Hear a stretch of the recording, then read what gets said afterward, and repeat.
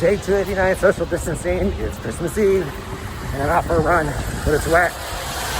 So I might take advantage of being in this tunnel and run back and forth for a little while.